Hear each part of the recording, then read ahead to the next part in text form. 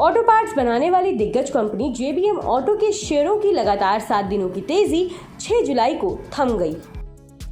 इसके शेयर 7 दिन में करीब 48% उछल गए। इसके बाद निवेशकों ने मुनाफा वसूली की तो ये धड़ाम से गिर गया।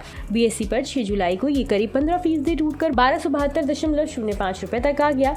गिरावट से पहले इस फाइनेंशियल ईयर JBM ऑटो के शेयर करीब 132% मजबूत हुए थे और कारोबार के अंत में JBM ऑटो के शेयर BSE पर 12.96% गिरकर 1299.65 रुपए पर बंद हुए। ये शेयर एक्सचेंजों की अतिरिक्त निगरानी वाले एडिशनल सर्विलांस मेजर के लॉन्ग टर्म के पहली स्टेज में है।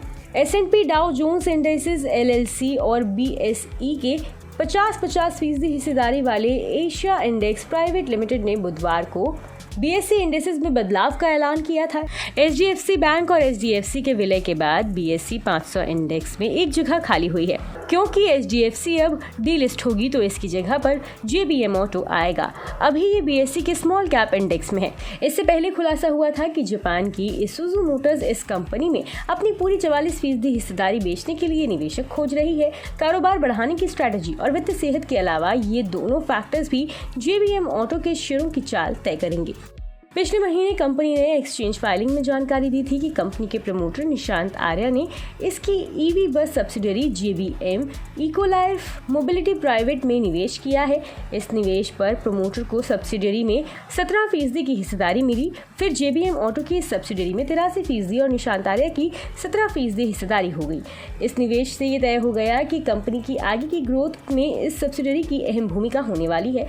ऐसे में पिछले हफ्ते 28 जून को ये इंट्राडे में 17% से ज्यादा उछल गया था और दिन के आखिर में करीब 13% की बढ़त के साथ बंद हुआ था।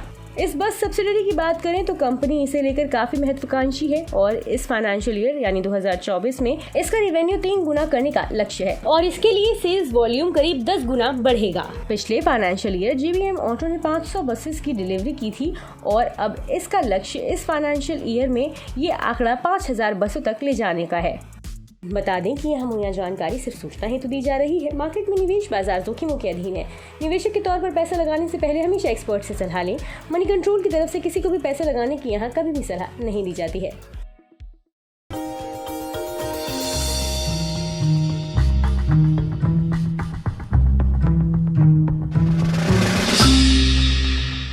डू यू नो में आज हम बातचीत करने वाले हैं पेंट स्पेस की मेगा कंपनी बर्जर पेंट्स के बारे में। दरअसल बर्जर पेंट्स से जुड़े हुए कई सारे इंटरेस्टिंग फैक्ट हैं, लेकिन सबसे इंटरेस्टिंग फैक्ट पहले तो इस कंपनी के नाम के साथ ही शुरुआत करते हैं, जहां पर इस कंपनी का जो नाम है वो कंपनी के एक्चुअल ओनर लुइस बर्जर के नाम पर रखा गया था।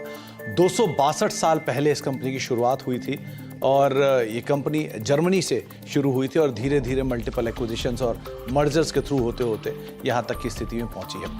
इसके अलावा कुछ इंटरेस्टिंग फैक्ट में ये भी है कि ये दुनिया की 14वीं सबसे बड़ी पेंट कंपनी है, एशिया की 4थी सबसे बड़ी पेंट कंपनी है और भारत की दूसरी सबसे बड़ी पेंट कंपनी के तौर पर शुमार है और करीब करीब 15 से लेके 20% के आसपास का मार्केट शेयर अपने स्पेस के अंदर कमांड करती है। हालांकि जो लीडर है उसका हाफ मार्केट शेयर है, लेकिन फिर भी कंपनी का एक स्ट्रॉन्ग मार्केट शेयर अभी भी कमांड करती है। बर्जर पेंट्स इंडिया में करीब करीब 99 साल पहले से कामकाज कर रही है और एक इंटरेस्टिंग पार्ट ये भी है कि 99 साल पहले इसका नाम था हैडफील्ड इंडिया, जिसके साथ इसने शुरुआत की थी कोलकाता में और वहां से धीरे धीरे फेरबदल होना शुरू हुआ। Hero MotoCorp, royal Enfield, Ashok Leyland, Tata Motors, TVS, Yamaha, साथ ही साथ hero group, Honda group, Bajaj group, ये सब वो ग्रुप्स हैं जो कि बर्जर पेंट का पेंट यूज करते हैं और अलग अलग व्हीकल्स जो हैं कंपनी के वो इन प्रोडक्ट यानी बर्जर के प्रोडक्ट्स के जरिए आप मार्केट में देख भी पा रहे हैं। साथ ही साथ एक इंटरेस्टिंग फैक्ट ये भी है कि एक समय पर बर्जर पेंट्स को श्री विजय माल्या ओन करते थे, जबकि उनके फादर मिस्टर विठल माल्या ने मल्टीपल एक्विजिशंस के थ्रू इस कंपनी को भी एक्वायर कर लिया था और लेटर ऑन कंपनी ने या फिर विजय माल्या साहब ने इस कंपनी को एक अच्छे हैंडसम प्रॉफिट के साथ करीब करीब $66 मिलियन के प्रॉफिट के साथ इस कंपनी को एग्जिस्टिंग प्रमोटर्स को बेचा। तो ऐसे मल्टीपल एक्विजिशंस एंड टेकओवर्स पिछले 99 साल की हिस्ट्री में बर्जर पेंट्स के अंदर आपने देखे हैं। साथ ही साथ बर्जर पेंट के साथ कुछ और इंटरेस्टिंग तथ्यों में से ये बांग्लादेश की सबसे पुरानी और साथ साथ सबसे बड़ी पेंट कंपनी के तौर पर शुमार है और करीब करीब 50% से ज्यादा का मार्केट शेयर ये पेंट स्पेस में बांग्लादेश के अंदर कमांड करती है।